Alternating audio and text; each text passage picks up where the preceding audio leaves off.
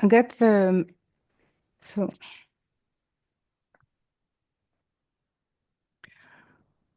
it's not the question of the corporeal pleasure. It's there's let's first go to the law of things. There's no life without pleasure. No life, even we pleasure is a definition of life. It's the definition of the power of the vitality, the measurement of vitality of a living being. It's called in Hebrew תענוג, pleasure. It's so it suggests that this is the way that the will of the Creator to bestow upon us is touching us. It has to do with the touch of the higher, the touch of light or the touch of life. Okay, so it's not what we sort of call pleasure. We need to sort of first sort of break the holding pattern, the sense and emotional holding of the word pleasure. Okay, it has to do with it has to do with triggering impressions. If you can say that the impression of being alive is pleasure. Okay. What was printed in us in terms of the ability to have a vital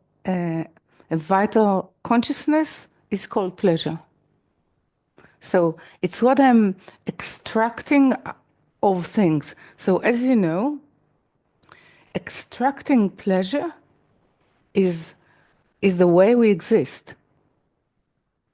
You cannot actually, if eating is becoming impossible for you because it repels you, you will die.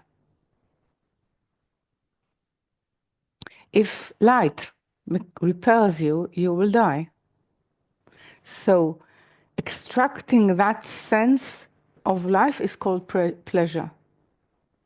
Now, the corporeal pleasure that we have are so minute in the power, in the strength to give us true life or eternal life, that within the process, there's no comparison. It's like if I'll tell you, you will stop eating, but I'll take you to the Luna Park. Okay, I'll take you, to ride, I don't know, to ride a fast car. You might enjoy it, but you will not have a life from it if you will not actually understand the importance of the food. There is importance in the food that we survive upon. Okay, so this is called pleasure. So, for example, for our corporeal, we need, as you know, we need that kind of food, drink. We need to breathe. We need oxygen, and we need the ability. Impression is including the touch that other things or our surrounding allow us to be able to differentiate ourselves as a self. Okay. Now, it's temporary. It's the moment it's being born, it's decaying. Okay. But the opposite happens in corporality. The moment you are born, you're moving towards eternity. So you see the difference of pleasure. Of course, this is what you understand. That the moment you are born in spirituality, you are moving towards eternity. The moment you are born into corporality, you're moving towards death. Right. So it's a different kind of pleasure. It's how we define pleasure when it says we empty ourselves and to have a full Mm. vessel to receive. It's not referring to physical No, pleasure it's as not. It's in not. food. It's referring to sort of um, an augmented realization of importance. Yeah. So if you ask yourself, well, am I going to, I don't know, to prefer a movie or I'm going to a lesson? Can you compare? Um, well, okay, I'll Well, compare. but if there is no lesson, you can go to a movie. Yeah. You see what I'm saying? It's when it comes to comparison, when it comes into where you need to decide upon importances. So it becomes the corporeal pleasure becomes empty. It's not that you empty it.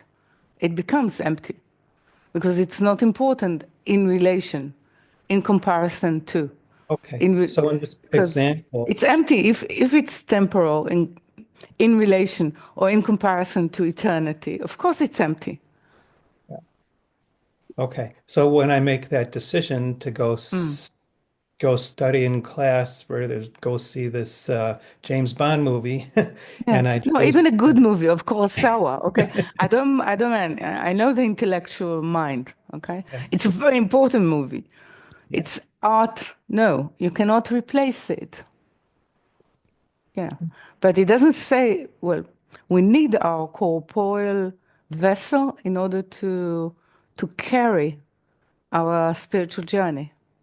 It does yeah, not happen outside of a corporeal um, experience because it needs the decision, it needs the comparison, it needs the importance to build the importance. Okay? yeah, So this is why I'm saying, because the beginning of the work, and this is what makes it hard, well, this article almost start to touch it, is that always people, when they enter spirituality, they would like to ask me, and they do, what do I need to give up? You don't need to give up anything. You're just gaining. It's like, what do I gain if I get a permission to enter the sense of no death, the sense of my spirit, its journey through time in relation to, I don't know, whatever pleasure you can sort of yeah, fathom or imagine now. yeah. So It's just it becomes empty. yeah. Okay. Though you need to eat and you need to breathe and you need to be in well-being in order to be able to support in good terms your journey. So you're not giving up anything. Okay. Thank you. Yeah. It's important because it will come up again and again.